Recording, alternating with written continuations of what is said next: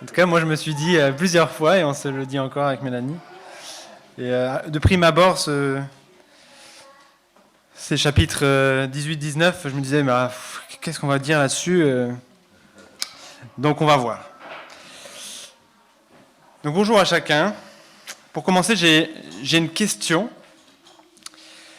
Quelles histoires de l'Ancien Testament racontent un repas que Dieu a mangé avec les hommes ? Quelles histoires dans l'Ancien Testament Dieu mange avec les hommes ? Ah, oui, sur le mont Sinaï, je pense que vous vous en rappelez, dans Exode 24, quand on avait fait Exode, il y avait Moïse et les anciens qui étaient montés sur le mont Sinaï pour rencontrer Dieu. Et alors ils voient une manifestation visible de Dieu, c'était dit, ils virent le Dieu d'Israël sous ses pieds, c'était comme un pavement de saphir transparent, pareil au ciel dans sa pureté. Et Dieu ne les frappe pas à ce moment-là, bien qu'ils aient eu une vision de lui, et au lieu de ça, ils mangent et ils boivent en sa présence. Tout à fait. Est-ce que vous avez d'autres idées ? Ah ouais, c'est une bonne idée ça. Oui. Oui. Alors il y avait aussi éventuellement Melchizedek qui arrive avec le pain et le vin, mais c'est pas marqué qu'ils ont mangé ensemble. Alors on va le laisser un peu de côté. Mais voilà. Donc aujourd'hui, je vous propose d'étudier justement ce repas et d'étudier en fait un des récits les plus détaillés de l'Ancien Testament. En fait, on va étudier simplement à peine 24 heures de l'histoire de l'humanité. Mais ils s'en sont passés des choses extraordinaires pendant ces 24 heures. 24 heures, mais quand même 2 chapitres de Genèse. Donc, comme on l'a dit, chapitres 18 et 19. Alors, accrochons-nous, on va essayer de faire moins que 24 heures de prédication. Dur défi. Hein. Alors, dans l'Ancien Testament, il y a beaucoup de récits d'hommes qui dialoguent avec Dieu. Déjà Adam et Ève dans le jardin, puis Caïn et Noé. Il y a Abraham, plusieurs fois on le voit parler avec Dieu. Dieu lui parle, il parle à Dieu. Agar même, Moïse, Josué, David, la liste est très longue.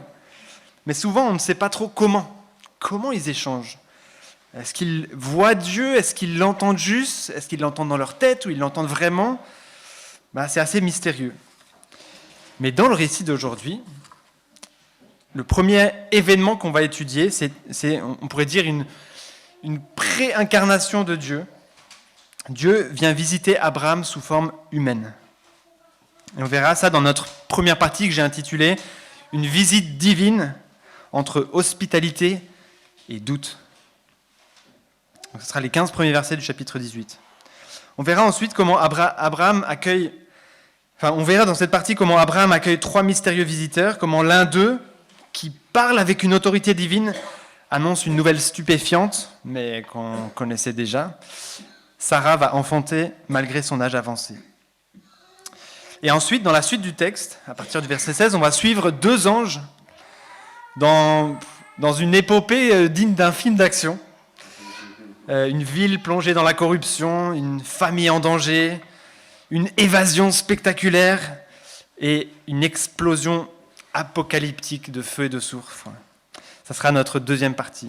La justice de Dieu à l'épreuve, juste ou pas juste. Donc ça ira jusqu'au chapitre 19, verset 29. Ça sera de loin la plus grande partie qu'on essaiera de décomposer, de structurer comme l'auteur semble avoir voulu, dans un chiasme de 11 scènes. Je vais expliquer ça tout à l'heure. On y verra Abraham intercéder auprès de Dieu pour sauver son neveu Lot, encore une fois, et un jugement inéluctable qui s'abat sur cette ville pécheresse, donc Sodome et Gomorrhe, mêlé de miséricorde parce que Lot va y échapper, il va être sauvé, évacué in extremis. Puis on arrive à notre troisième partie, que j'ai appelée les conséquences d'un égocentrisme destructeur, où on verra un peu l'aboutissement de la vie de Lot, qu'on a suivi là au fur et à mesure des chapitres. On verra où l'auront mené ses choix, ses peurs, son égoïsme, son manque de confiance en Dieu. Et vous allez voir, c'est pas glorieux. Alors aujourd'hui, on ne va pas lire le texte en entier. avant de commencer nos différentes parties, mais on va lire plutôt au fur et à mesure. Alors on va commencer tout de suite avec la première partie, une visite divine entre hospitalité et doute. Alors je vais lire et commenter en même temps. Verset 1 du chapitre 18. L'Éternel apparut à Abraham parmi les chênes de Mamré, alors qu'il était assis à l'entrée de sa tente pendant la chaleur du jour. Déjà, tout de suite, on a des indices pour nous, lecteurs, que Abraham n'avait pas. Lui, on va voir, 3 hommes vont être là, mais nous, on a tout de suite un indice. L'Éternel apparut à Abraham parmi les chênes de Mamré. Ça résume un peu en fait ce qui va arriver par la suite. Verset 2, il leva les yeux et vit 3 hommes debout non loin de lui. Alors, on ne sait pas s'il était assoupi ou si d'un coup ils sont apparus là. Peut-être les deux, mais en tout cas ils ont dû apparaître quelque part. Quand il les vit, il courut depuis l'entrée de sa tente à leur rencontre et se prosterna jusqu'à terre. On va relever ces quelques mots, courus, on va voir, il y en a d'autres qui montrent vraiment Abraham son envie d'accueillir avec tout ce qu'il peut ces étrangers qui arrivent là, et son empressement à le faire. Il courut depuis l'entrée de sa tente à leur rencontre et se prosterna jusqu'à terre. Il dit, « Seigneur, si j'ai trouvé grâce à tes yeux, ne passe pas loin de ton serviteur. » Et c'est surprenant comment il s'adresse à eux. A priori, d'après l'histoire, c'est juste 3 hommes pour lui, mais il leur montre un respect quelque part digne de Dieu. Et c'est beau. Seigneur, si j'ai trouvé grâce à tes yeux, ne passe pas loin de ton serviteur. Peut-être qu'il a déjà capté quelque chose, mais on ne sait pas. Verset 4. Permettez qu'on apporte un peu d'eau pour vous laver les pieds et reposez-vous sous cet arbre. J'irai prendre un morceau de pain pour vous restaurer, puis vous continuerez votre route. Il dit un morceau de pain. On verra plus tard qu'il va faire beaucoup plus qu'un morceau de pain. Mais je pense que modeste, il ne voulait pas qu'il se sente un fardeau. Il va faire preuve vraiment d'une grande hospitalité. Et alors il continue, car c'est pour cela que vous passez près de votre serviteur. C'est encore un moyen de les honorer en disant, oui, vous êtes là pour que je puisse vous servir, ça me fait très plaisir. Mais ils ne se rendent sûrement pas compte qu'ils sont vraiment là pour lui et que c'est vraiment pour ça en fait qu'ils sont là. Pour cela que vous passez près de votre serviteur. Ils répondirent, fais comme tu l'as dit. Abraham s'empressa, encore un mot qui montre cet empressement, d'aller trouver Sarah dans la tente et dit, prends vite un petit morceau de pain. Non, prends vite, dans Second 21, c'est 22 litres de fleur de farine. Dans d'autres versions, c'est 3 mesures, mais je pense qu'on peut s'accorder à dire 22 litres. Je pense qu'il y a d'autres quantités dans d'autres versions, mais 22 litres de fleur de farine, pétris-la et fais des gâteaux. Je ne sais pas si vous avez déjà fait des gâteaux avec 22 litres de farine. J'ai calculé, ça fait 15 kilos environ. Ça fait du travail quand même. Hein. Alors les gâteaux, je ne sais pas. Ouais, c'est vraiment un débordement d'hospitalité. Abraham courut à son troupeau, prit un veau, tendre et bon, et le donna à un serviteur qui se dépêcha de le préparer. Vraiment, il se dépêcha aussi, je n'avais pas noté, mais il courut à son troupeau, il prend un veau. Un veau, à l'époque, c'était vraiment quand on voulait faire la fête, quand on voulait vraiment honorer un roi, ou je ne sais pas. Là, il prépare un veau pour ces 3 hommes qui sont arrivés. Il prit encore du lait caillé et du lait. Avec le veau qu'on avait préparé, il les mit devant eux. Il se tint lui-même à leur côté, sous l'arbre, et ils mangèrent. Donc du lait caillé, hein, c'est normal dans la culture, c'est pas un affront que d'offrir du lait caillé. Je crois qu'Abraham, ici, nous donne une leçon d'hospitalité. C'est très beau à voir, et voici ce qu'on peut en retenir pour nous, il me semble. On veut accueillir les autres avec générosité et promptitude. Je répète, Abraham courut au-devant d'eux. Ne passez pas sans vous arrêter chez votre serviteur, on pourrait dire. Et donc on peut, nous aussi, être réactifs et volontaires dans notre hospitalité, ne pas attendre d'être prêts, que tout soit parfait pour pouvoir enfin inviter, mais soyons spontanés et partageons ce que nous avons de meilleur, même si c'est simple, un bon repas, un moment de qualité. Et on n'est pas obligé de non plus offrir que l'hospitalité dans notre maison. On peut aussi offrir notre temps, notre attention à ceux qui en ont besoin. Ne cherchons pas des excuses pour ne pas accueillir, mais voyons les occasions qui se présentent comme une occasion de servir Dieu. Vous connaissez sûrement le verset dans Hébreux 13, 2.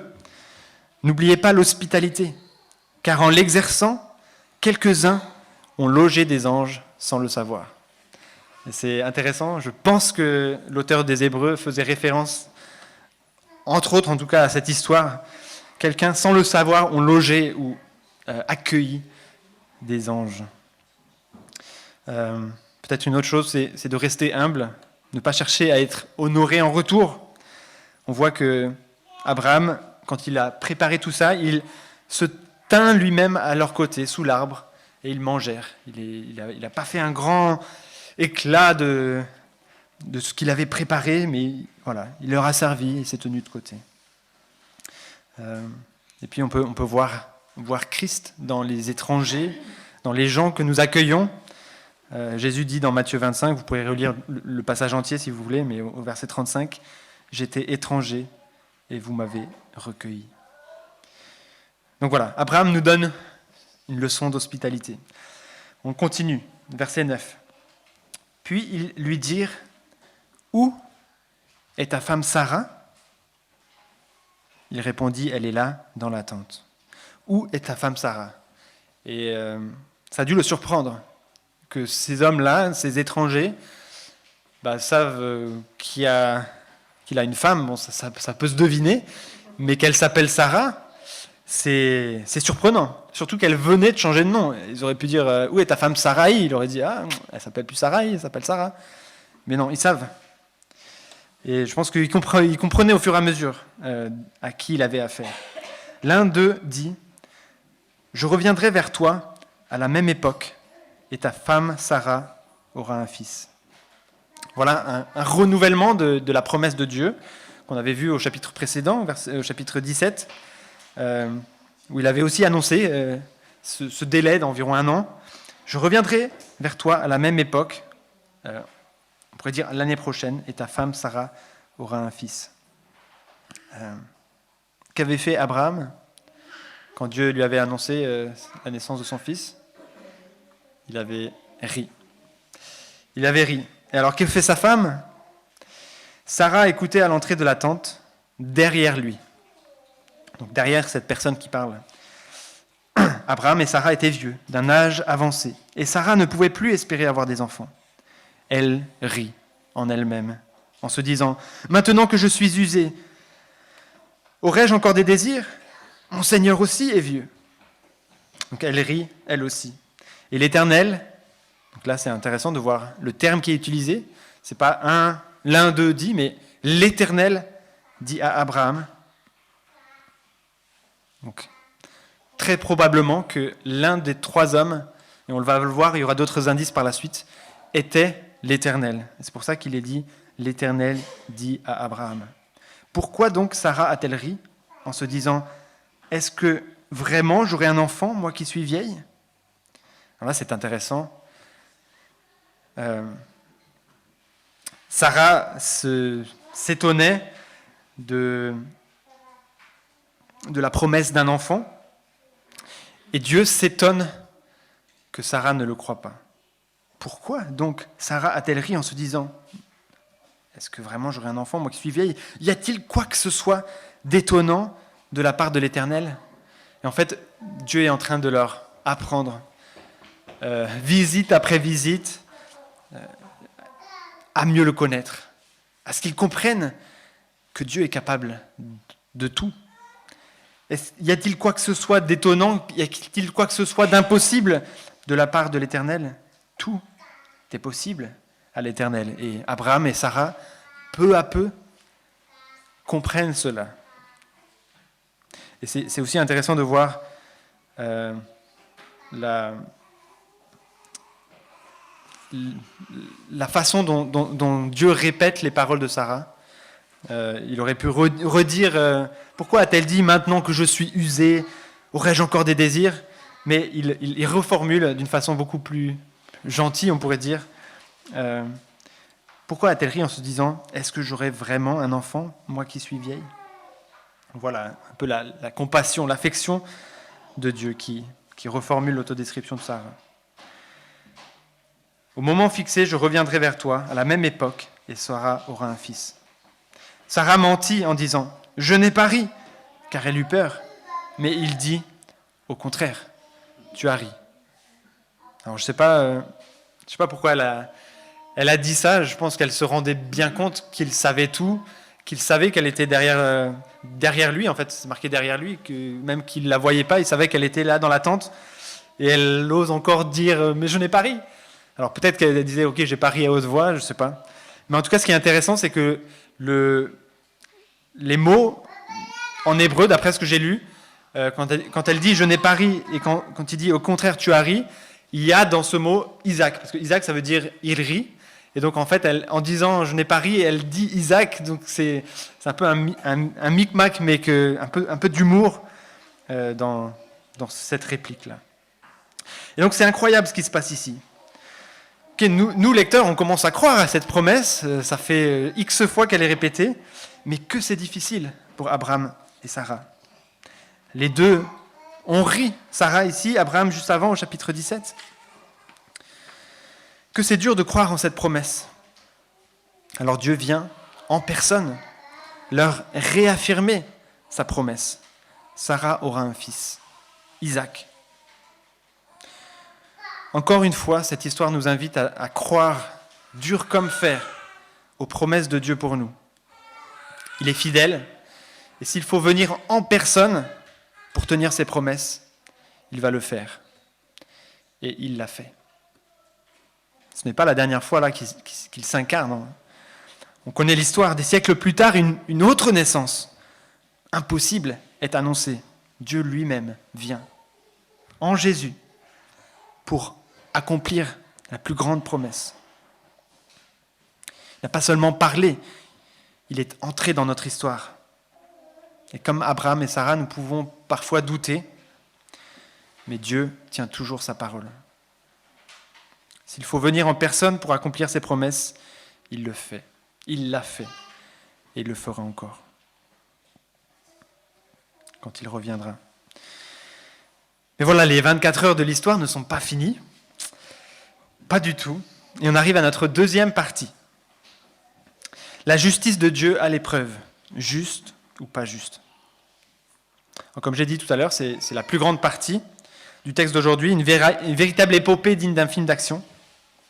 Mais c'est aussi littérairement très bien construit, avec des multiples références à d'autres récits, notamment celui de Noé et du déluge.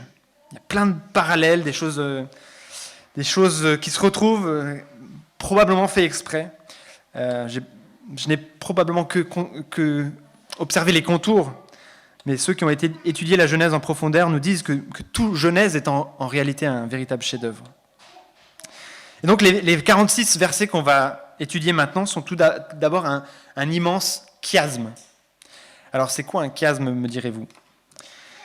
Un chiasme, c'est une structure littéraire où les idées ou événements sont disposés de manière symétrique et inversée. Donc ça fait comme un miroir dans l'histoire. Il y a une progression, on arrive à un point central, et ensuite il y a une sorte de déprogression qui retrouve un peu chaque point de la progression. C'est ça un chiasme. Un chiasme, ça suit souvent une structure qu'on pourrait dire A, B, C, B', A'. Donc il y a le C qui est central, et puis le A qui correspond au A', le B qui correspond au B'. Et c'est une structure que les auteurs de l'Ancien Testament affectionnaient particulièrement. Quand on a l'œil ouvert, on peut en voir un peu partout dans la Genèse, mais aussi dans le reste de l'Ancien Testament, et même dans le Nouveau Testament. Alors je vous ai fait une petite feuille avec la structure en chiasme de toute cette partie. Vous allez voir, ça va nous aider à un peu suivre le déroulé. Si quelqu'un veut distribuer.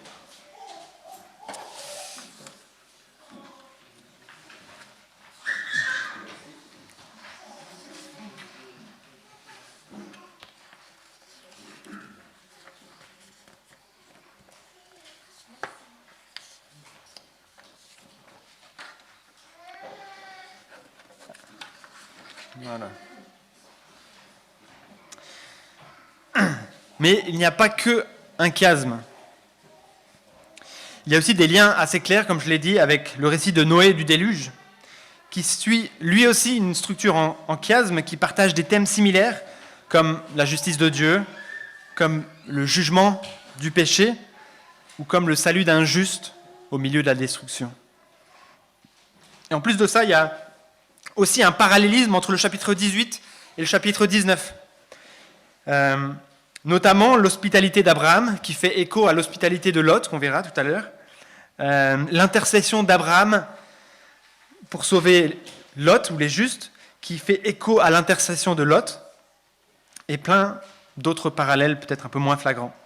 Bref, un texte long mais passionnant, même si le sujet n'est pas forcément réjouissant. Alors allons-y, étudions ensemble, encore une fois en s'arrêtant régulièrement. On commence au verset 16 du chapitre 18.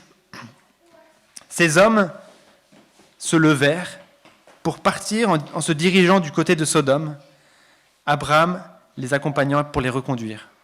Encore une fois, ici, on a un indice sur ce qui va se passer. En se dirigeant du côté de Sodome, nous, on sait ce qui va se passer, et dès qu'on voit Sodome, on dit « Oula, oula ». Mais pour Abraham, probablement qu'à ce moment-là, c'était juste un acte d'hospitalité encore, de les raccompagner un peu plus loin. Et alors, quand il dit « ces hommes se levèrent », il s'agit que des deux anges qu'on va retrouver plus tard, au verset 1 du chapitre 19. C'est écrit « les deux anges arrivèrent à Sodome vers le soir ». Et on voit, donc là, on est dans la première scène qui se passe à Mamré. Les visiteurs d'Abraham regardent vers Sodome et ils vont y aller. Donc vous verrez dans le tableau, j'ai mis aussi le type de texte que c'est. Ça participe aussi à cette structure en case, à part un monologue qui est un peu là, qui ne correspond pas tout à fait. Mais voilà. Donc on arrive à la deuxième scène, verset 17. « Alors l'Éternel dit, cacherai-je à Abraham ce que je vais faire ?» Et là aussi,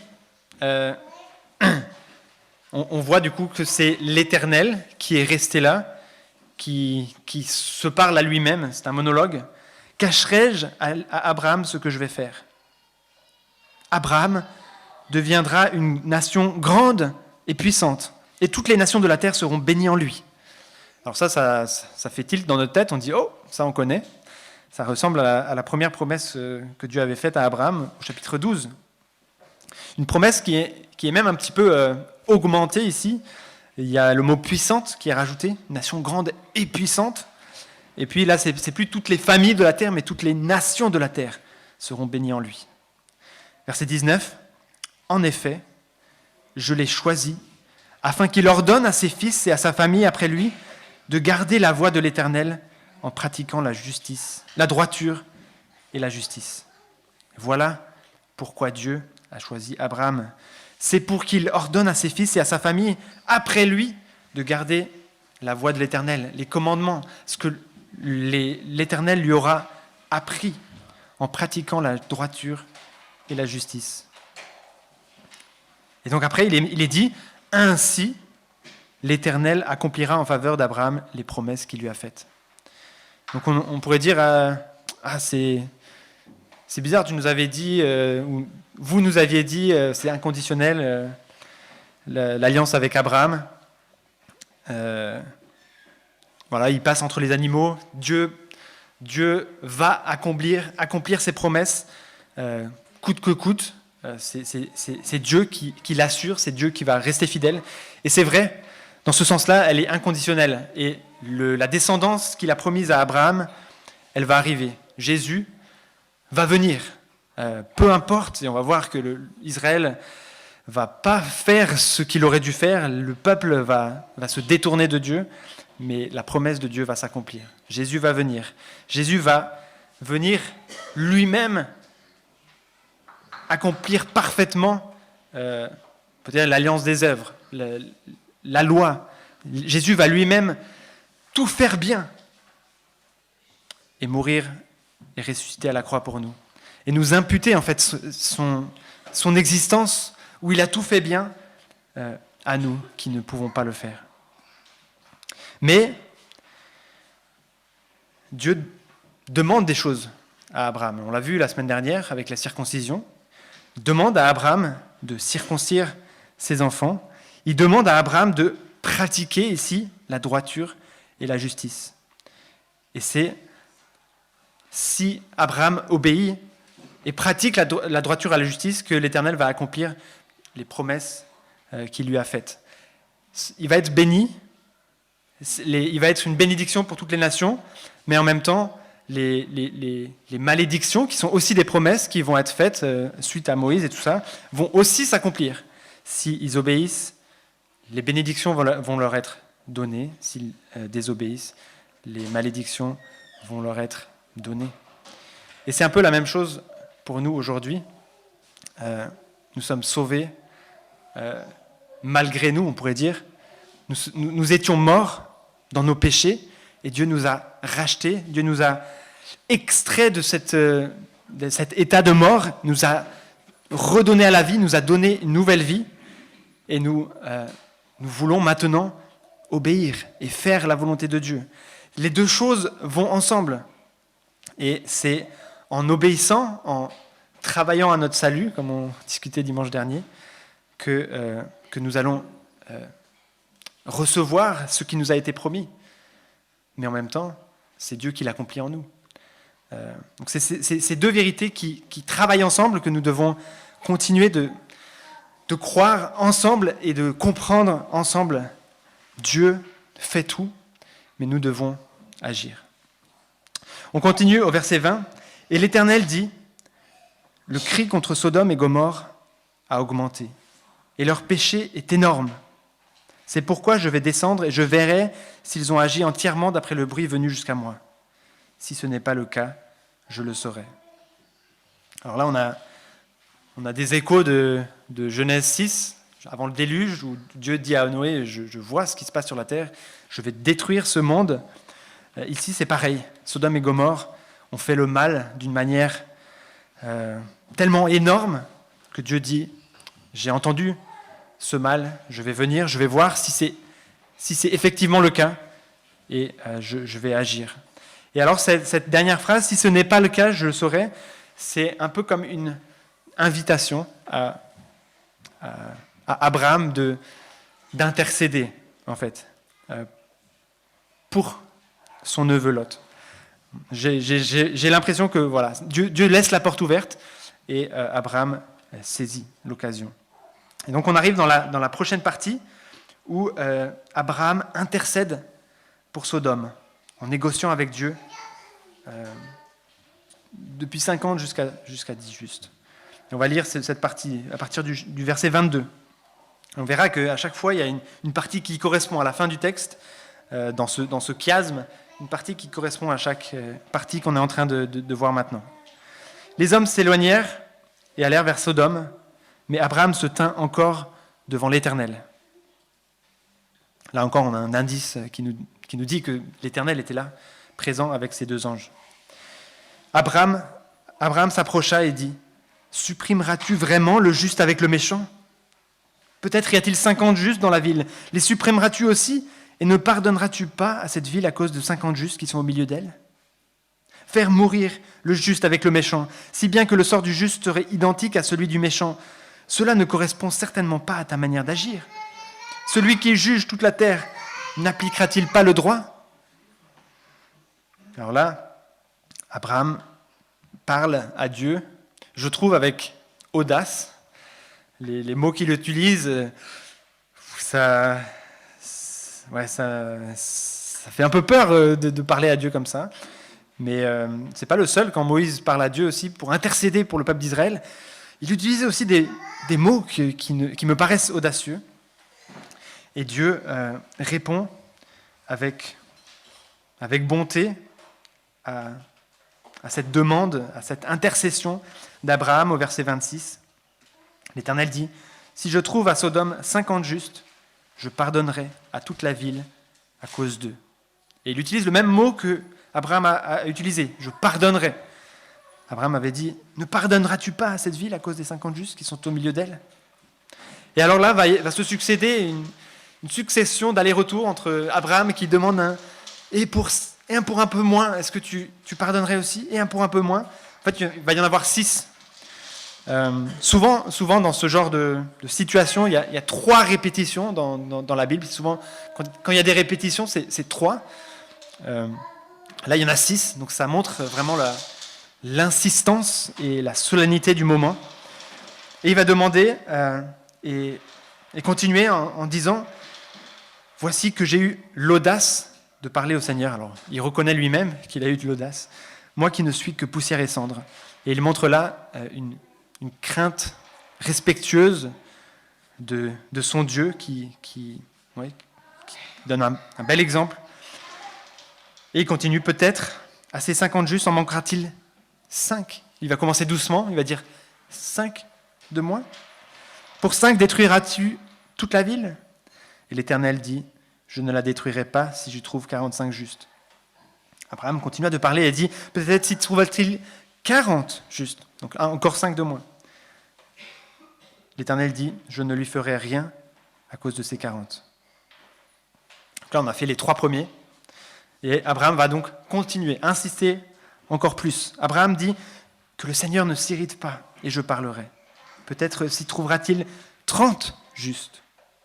L'Éternel dit, je ne lui ferai rien si j'y trouve 30 justes. Donc, on continue, là, il a encore plus d'audace, il prend 10 à la fois. Verset 31, Abraham dit, « Voici que j'ai eu l'audace de parler au Seigneur, peut-être s'y trouvera-t-il 20 justes. » L'Éternel dit, « Je ne la détruirai pas à cause de ces 20. » Et dans le commentaire que j'ai lu, il disait que, on dirait que là, Dieu peu à peu change un peu de ton, et ça devient un peu plus, il va falloir s'arrêter.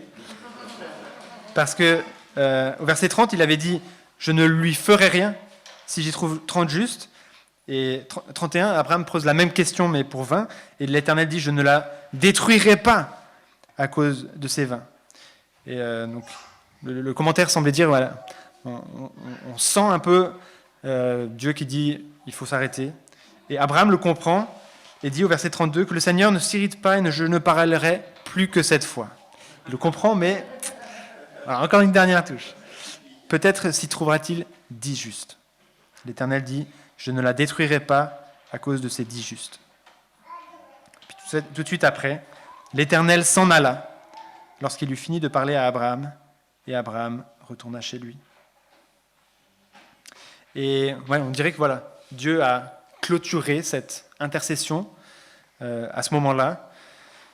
Mais on verra en fait qu'à Sodome, il n'y avait pas 10 justes. Il n'y avait pas non plus 5 justes. Mais on va le voir juste après. Et donc, quoi retenir de cette intercession? Je crois que ce qu'on doit retenir, ce n'est en tout cas pas qu'on peut influencer Dieu ou qu'on peut lui dire quoi faire, lui faire changer ses plans. On voit que c'est Dieu qui autorise, qui demande même peut-être cette intercession, qui la stoppe quand il souhaite. Mais ce que nous voyons ici, c'est un Dieu qui nous invite à la relation, un Dieu qui veut que ses serviteurs entrent dans ses desseins.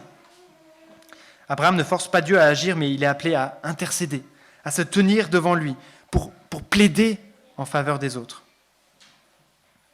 Et cela nous enseigne que Dieu prend plaisir à l'intercession, non pas qu'il en a besoin, mais parce qu'il veut que nous participions à son œuvre.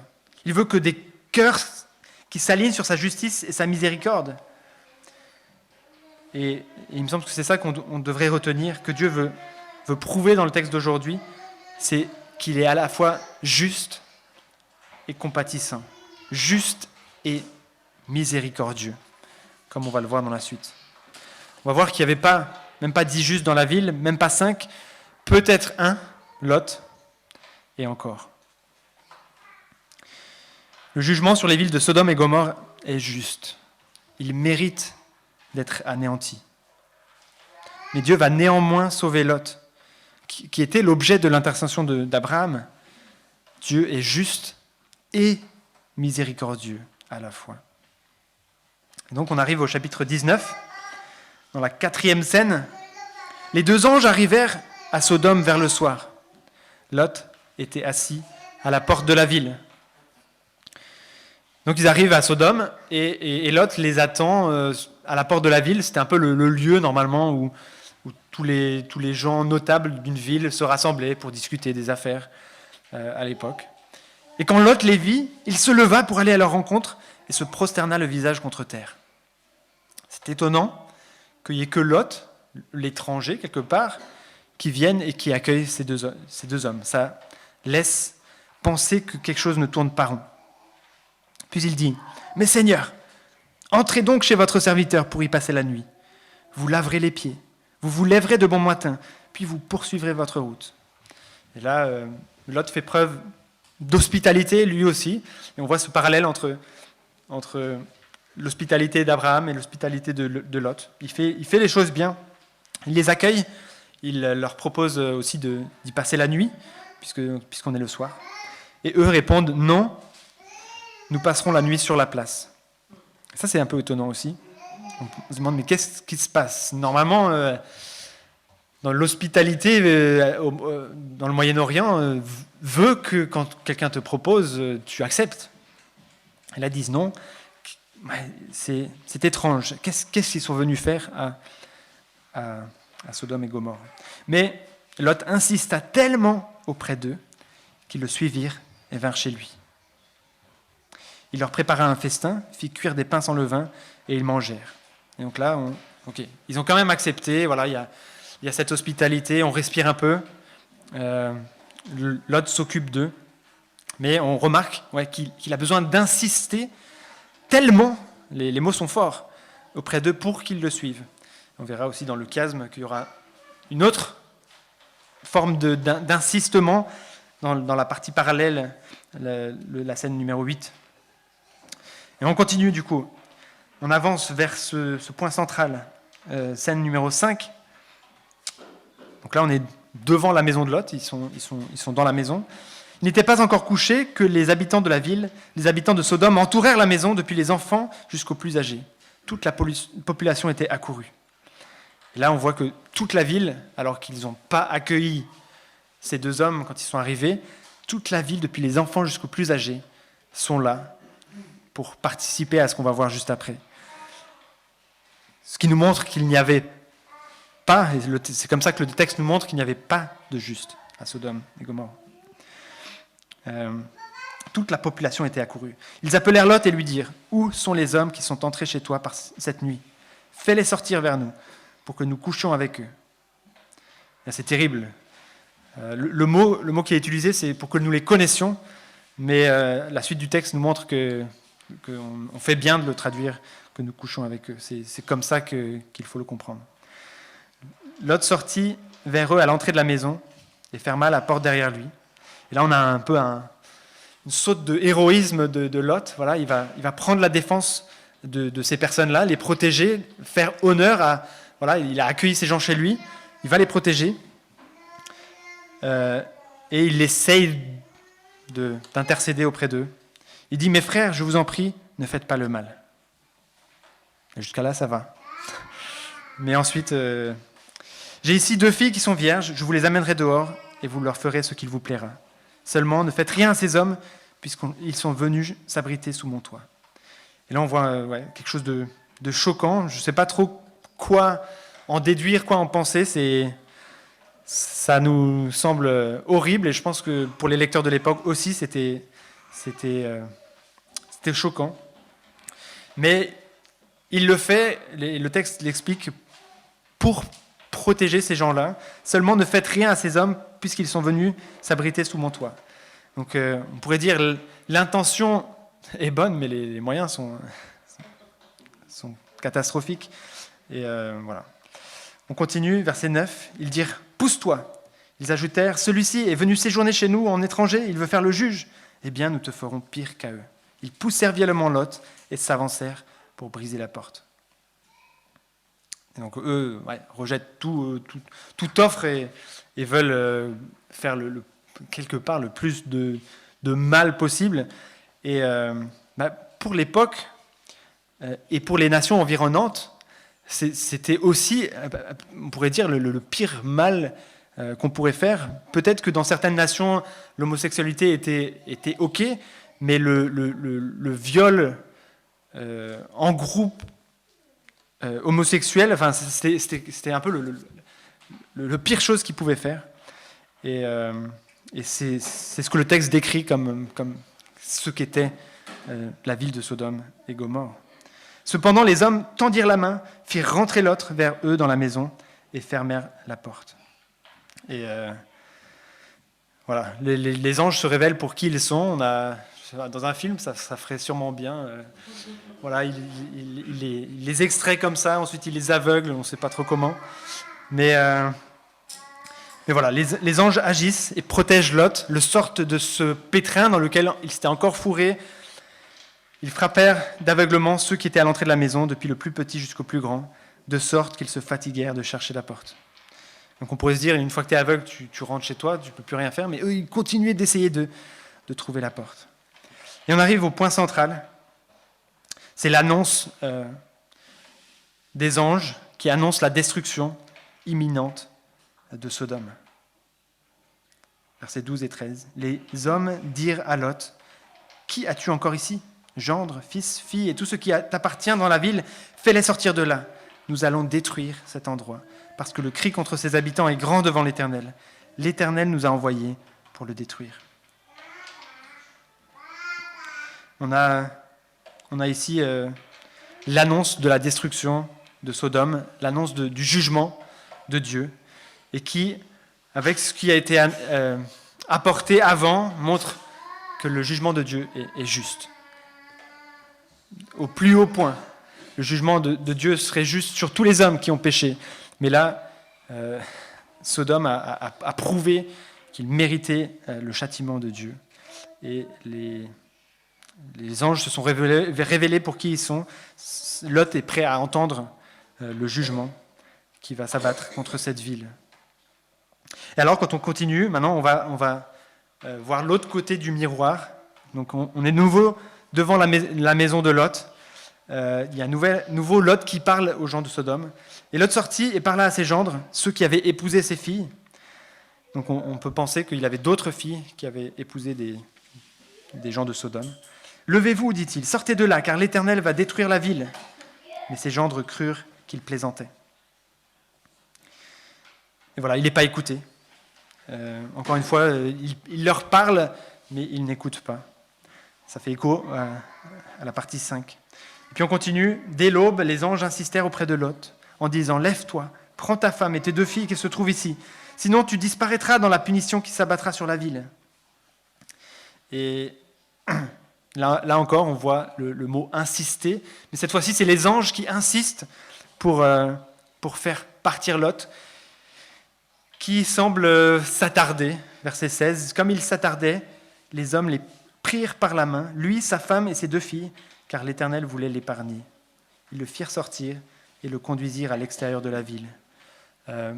Lot, et probablement encore plus sa femme et ses 2 filles, semblaient attachés à cette ville, ne voulaient pas l'abandonner, ne voulaient pas partir. Peut-être que Lot pensait à ses autres filles qui étaient en train de rester là. Mais voilà, les anges doivent insister, prendre Lot par la main et le faire sortir, parce que Dieu voulait l'épargner. C'est Dieu qui le sauve, c'est Dieu qui l'extrait de ce jugement. Et puis on arrive à la partie 9. Donc maintenant on arrive à l'extérieur de Sodome et il y a une nouvelle négociation, une nouvelle intercession. Après les avoir fait sortir, l'un d'eux dit « Échappe-toi pour sauver ta vie. Ne regarde pas derrière toi et ne t'arrête nulle part dans la plaine. Réfugie-toi dans la montagne, sinon tu disparaîtras. » Et alors il aurait dû juste obéir, faire ce qu'ils ont dit, et faire confiance que s'il se réfugie dans la montagne, il va être sauvé et protégé de ce jour de malheur, de ce jugement. Mais Lot leur dit « Oh non, Seigneur, moi, ton serviteur, j'ai trouvé grâce à tes yeux et tu as montré la grandeur de ta bonté envers moi en me laissant la vie sauve. Cependant, je ne peux pas me réfugier sur la montagne avant que le désastre m'atteigne, si bien que je mourrais. Regarde cette ville, elle est assez proche pour que je m'y réfugie, et elle est petite. Si seulement je pouvais m'y sauver. N'est-elle pas petite? Ainsi, je resterai en vie. » Et on voit ici ce parallèle avec l'intercession d'Abraham, qui, lui, intercédait pour la justice divine, qui plaidait pour que Dieu soit juste et ne punisse pas les justes avec les injustes. Mais ici, Lot est complètement égoïste. Il prie pour lui-même parce qu'il n'a pas envie d'aller dans la montagne, il veut aller dans une ville. Et demande à Dieu de lui accorder cela. Et étonnamment, verset 21, Dieu lui dit « Je t'accorde encore cette faveur et je ne détruirai pas la ville dont tu parles. » Et on pourrait dire pourquoi Dieu lui accorde ça? Il n'a pas mérité. Et peut-être on peut se rappeler à ce moment-là qu'on n'a pas mérité nous non plus que Dieu nous accorde cette faveur de nous sauver. Et est-ce qu'on n'est pas parfois aussi des Lots qui cherchent encore et qui sont omnubilés par notre propre personne, à chercher notre confort, notre sécurité par nous-mêmes, au lieu de faire simplement confiance à Dieu? Il pouvait simplement lui faire confiance et aller se réfugier dans la montagne, mais il cherchait sa propre sécurité. Et moi, de prime abord, j'ai envie de dire ce Lot, n'importe quoi. Mais en réfléchissant, je me dis, peut-être nous, on est aussi comme ça parfois. Dépêche-toi, verset 22, de t'y réfugier, car je ne peux rien faire jusqu'à ce que tu y sois arrivé. Et ça aurait été pareil s'il était allé dans la montagne. C'est pour cela qu'on en a donné à cette ville le nom de Tsoar. Tsoar qui veut dire petite ville. On arrive à l'avant-dernière scène, cette fois aussi à l'extérieur de Sodome, qui fait écho au monologue de Dieu, où Dieu avait annoncé la destruction de Sodome. Là, elle s'accomplit. Le soleil se levait sur la terre lorsque Lot entra dans Tsoar. Alors l'Éternel fit pleuvoir du soufre et du feu sur Sodome et Gomorrhe. Cela venait du ciel, de la part de l'Éternel. Voilà, le jugement s'abat sur ces deux villes. Certains ont envie de dire c'est peut-être un tremblement de terre qui s'est passé. Moi, j'ai envie de croire que ça venait du ciel, c'est écrit dans le texte, et que Dieu a simplement détruit par le feu et le soufre ces deux villes de manière extraordinaire. Il détruisit ces villes, toute la plaine, tous les habitants des villes et les plantes du sol. La femme de Lot regarda en arrière et se transforma en statue de sel. Cette femme était sûrement de la ville de Sodome. Elle était attachée à cette ville corrompue. Et c'est cet attachement qui est traduit là par ce jugement aussi sur cette femme qui regarda en arrière, qui a désobéi à l'ordre des anges qui ont dit « Ne regarde pas derrière toi, ne t'arrête nulle part dans la plaine. » Elle montre le jugement pour la désobéissance. Et on arrive à la dernière partie où on est de nouveau du côté de Mamré. Abraham se leva de bon matin pour aller à l'endroit où il s'était tenu devant l'Éternel. Il porta ses regards du côté de Sodome et de Gomorrhe et sur tout le territoire de la plaine, et il vit monter de la terre une fumée, pareille à celle d'un fourneau. Lorsque Dieu détruisit les villes de la plaine, il se souvint d'Abraham. C'est pourquoi il fit échapper Lot au désastre, par lequel il bouleversa les villes où celui-ci s'était installé. Il se souvint d'Abraham. Il se souvint de cette intercession. Et il se souvint d'Abraham fait écho aussi, encore un parallèle, à il se souvint de Noé, quand il est dans l'arche et que l'eau est au maximum. Il se souvint de Noé. En fait, il se souvint de Noé, c'est le point central du chiasme de l'histoire de Noé. Et ensuite, il y a toute l'eau qui descend, machin, tout ça. Mais voilà, il se souvint d'Abraham. Et c'est intéressant parce que là, il ne se souvint pas de Lot, mais il se souvint d'Abraham, C'est lui qui a intercédé. Donc je vois, il faut qu'on avance, 3 applications clés à retenir par rapport aux 3 personnages principaux de ce texte. Ça va peut-être aider. La première, par rapport à Abraham. Comme Abraham, prions avec audace et compassion.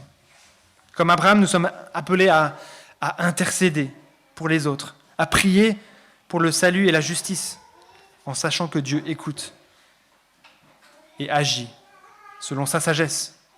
Prions avec audace et compassion. La deuxième application sur Dieu, donc Abraham, je vais parler d'Abraham, Dieu et de Lot. Sur Dieu, faisons-lui confiance. Il est juste et miséricordieux. Dieu prend au sérieux le péché, mais il sauve ceux qui lui appartiennent. Il sait délivrer les justes tout en exerçant sa justice. Et je disais tout à l'heure, est-ce qu'il y avait un juste à Sodome ? Est-ce que Lot peut être considéré comme un juste ? Pierre, l'apôtre Pierre, semble dire que oui. Je vais vous lire 3 versets dans 2 Pierre 2. Par ailleurs, il a condamné à la destruction et réduit en cendres les villes de Sodome et de Gomorrhe pour les donner en exemple à ceux qui par la suite vivraient dans l'impiété. Et il a délivré Lot, le juste, qui était profondément attristé de la conduite immorale de ces hommes débauchés. Ce juste, qui habitait au milieu d'eux, tourmentait en effet jour après jour son âme, juste à cause de ce qu'il voyait et entendait de leurs agissements criminels. Alors je trouve que Pierre, il va fort dans l'autre sens, là, pour voir que du juste dans Lot. Mais voilà, il était considéré comme juste, et c'est Lot le juste qui a été sauvé suite à l'intercession d'Abraham. Donc faisons confiance à Dieu. Il est juste. Il punira le péché parce qu'il le prend au sérieux, mais il est miséricordieux pour faire grâce à ceux qui lui appartiennent. Et puis sur Lot, ne restons pas attachés à ce que Dieu veut nous faire quitter. Lot a été sauvé, mais de justesse, car il hésitait à quitter Sodome, à lâcher Sodome. Et demandons-nous, est-ce qu'il y a aussi, nous aussi, des choses dans notre vie que nous avons du mal à abandonner ? Que Dieu nous appelle, on le sait, à laisser, mais auquel on est encore accroché et auquel on tient tellement qu'on n'arrive pas à le donner à Dieu. Est-ce qu'il y a des choses comme ça dans nos vies ? Réfléchissons-y. Et maintenant, passons à la 3e partie. La dernière partie, c'est les derniers versets du chapitre 19, les conséquences d'un égocentrisme destructeur. On va conclure avec la fin du chapitre 19, un passage particulièrement triste qui marque la fin du parcours de Lot. Donc, l'apôtre Pierre, comme on l'a vu, le décrit comme un juste, on pourrait dire aujourd'hui un croyant, mais sa vie a été marquée par de nombreuses erreurs et un manque de consécration. Il semblait vouloir suivre Dieu, et Pierre en témoigne, il semblait être horrifié par ce que faisaient les gens dans la ville, mais sans s'engager pleinement, refusant de participer au péché des Sodomites, mais en choisissant malgré tout de vivre parmi eux, de s'associer à eux par le mariage, de s'attacher à un environnement qu'il a finalement piégé. Verset 30, je vous le lis. Lot quitta Tsoar pour la hauteur et s'installa dans la montagne avec ses 2 filles, car il avait peur de rester à Tsoar. Alors c'est un peu un comble, hein. Il a intercédé pour être à Tsoar et pas dans la montagne, et finalement, il va de lui-même dans la montagne. Il habita dans une grotte avec ses 2 filles. Et donc quand on se rappelle de ce Lot, avec tous ces bergers qui avaient des troupeaux tellement innombrables qu'ils n'arrivaient plus à rester au même endroit avec Abraham, il y a une sacrée dégringolade qui s'est passée jusqu'à ce moment-là où toutes ses possessions sont réunies dans une grotte. L'aîné dit à la plus jeune, « Notre père est vieux, il n'y a pas d'homme dans la région pour s'unir à nous comme cela se fait partout. » Et là, on pourrait faire le parallèle aussi avec ce qui se passe à la fin de l'histoire de Noé, où il va aussi boire du vin et son fils va découvrir sa nudité. Mais là, on est dans un tout autre niveau. C'est pas par hasard, comme Cham, qui a découvert la nudité et qui n'a pas fait ce qu'il fallait. Mais là, c'est vraiment intentionnel. Ces filles vont faire des choses terribles. Viens, faisons boire du vin à notre père et couchons avec lui afin de lui donner une descendance. Elles firent donc boire du vin à leur père cette nuit-là, et l'aînée alla coucher avec son père. Il ne remarqua ni quand elle se coucha, ni quand elle se leva. Le lendemain, l'aîné dit à la plus jeune, « J'ai couché la nuit dernière avec mon père.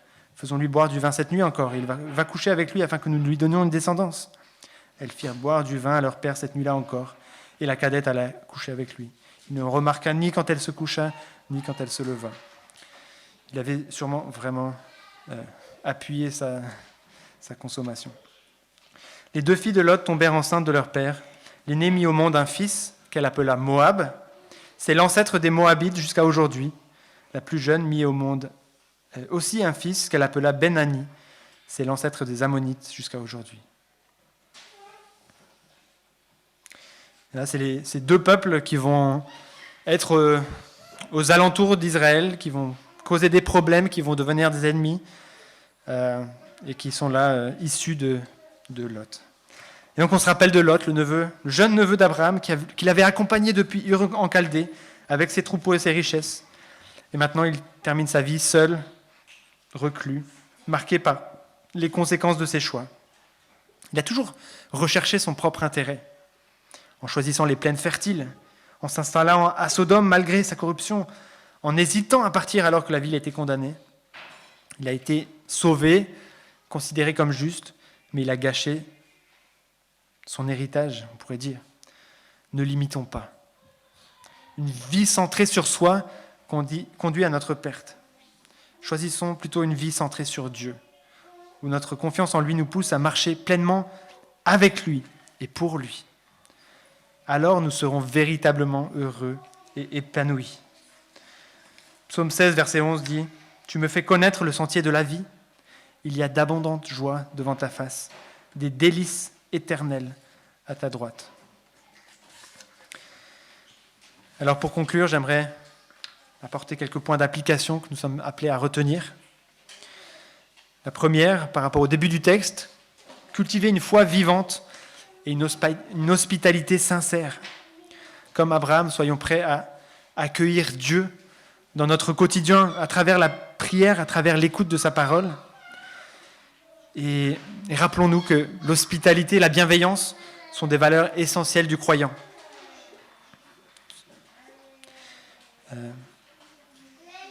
Peut-être une question à se poser. Est-ce que j'accueille Dieu avec joie dans ma vie ? Est-ce que je fais preuve d'hospitalité envers les autres ? La deuxième chose serait d'intercéder avec un cœur compatissant, comme Abraham a plaidé pour Sodome. Nous sommes appelés à prier pour notre famille, nos amis, même notre société. Rappelons-nous, nous, que Jésus est notre parfait intercesseur. Hébreux 7, 25. Nous pouvons l'imiter en priant pour le salut des autres. Hébreux 7, 25, c'est par conséquent, il peut aussi sauver parfaitement ceux qui s'approchent de Dieu à travers lui, puisqu'il est toujours vivant pour intercéder en leur faveur. Ne sous-estimons pas la prière d'intercession. Dieu prend en compte la prière des justes. Alors on peut se poser la question, est-ce que je prie avec persévérance pour ceux qui sont loin de Dieu, pour que Dieu les sauve, pour nos voisins, pour nos amis, pour notre famille? Prions avec persévérance. Troisième application, ne pas s'attacher au péché et au monde. Lot et sa famille hésitent à quitter Sodome et sa femme regarde en arrière.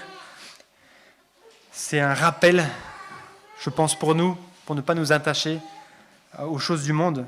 Le péché peut nous séduire, nous retenir, mais Dieu nous appelle à sortir d'un mode de vie qui lui déplaît et à le suivre, à lui obéir, peu importe ce qu'il nous demande, avec confiance. Alors comme tout à l'heure, j'ai demandé, est-ce qu'il y a des domaines dans notre vie où je suis attaché à quelque chose que Dieu me demande d'abandonner ? Peut-être encore 2 applications. Reconnaître la gravité du péché et le besoin du salut. Dieu prend au sérieux le péché. Nous ne devons pas banaliser le mal. Mais comme Lot a été sauvé, Jésus nous offre aujourd'hui une issue de secours face au jugement. Il nous offre la vie. Ai-je pleinement accepté le salut en Jésus-Christ? Est-ce que j'annonce cette vérité aux autres? Puis peut-être, dernière application, faire des choix alignés avec la volonté de Dieu. Lot et ses filles ont pris des décisions basées sur leur égocentrisme, sur leur peur, et qui conduisent à des conséquences regrettables. Nos choix d'aujourd'hui sont importants aussi parce qu'elles ont des conséquences sur les générations futures, sur nos enfants, sur l'Église dans laquelle on vit, dans laquelle on chemine. Il est crucial de chercher la sagesse divine avant d'agir, plutôt que de compter sur nos propres raisonnements, plutôt que de faire confiance à nos peurs ou à notre envie de sécurité. Alors, dernière question à se poser, mes décisions sont-elles guidées par la foi et la prière ou par la peur et l'opportunisme? Donc, en définitive, ce récit de moins de 24 heures nous enseigne à vivre par la foi, à nous détourner du péché et à chercher Dieu avec persévérance. C'est Jésus, notre intercesseur, notre refuge, notre sauveur. Il nous invite à ne pas regarder en arrière, mais à avancer avec lui. Dieu est juste et miséricordieux.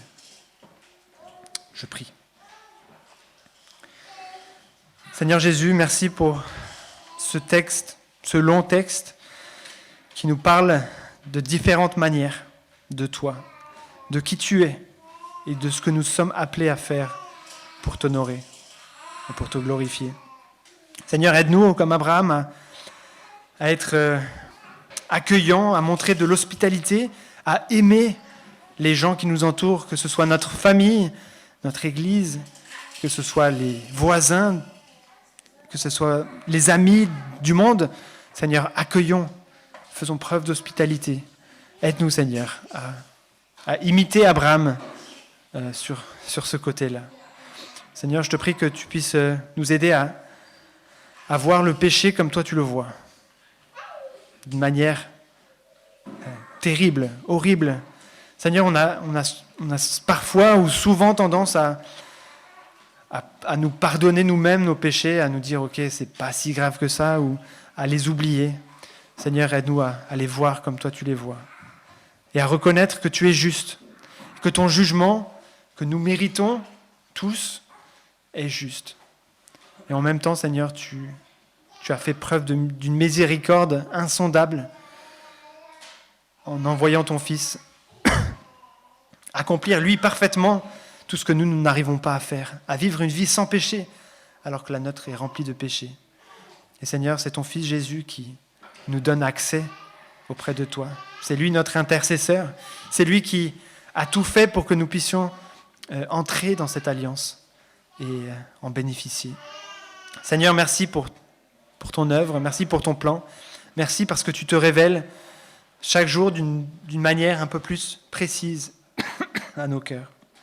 Seigneur, aide-nous à abandonner peut-être les choses qui nous retiennent encore, les choses auxquelles on tient, mais qui nous empêchent d'avancer avec toi. Seigneur, aide-nous à nous consacrer tout entier à toi. Au nom de Jésus. Amen. On va continuer par un chant, le numéro 18 dans les porte-vues.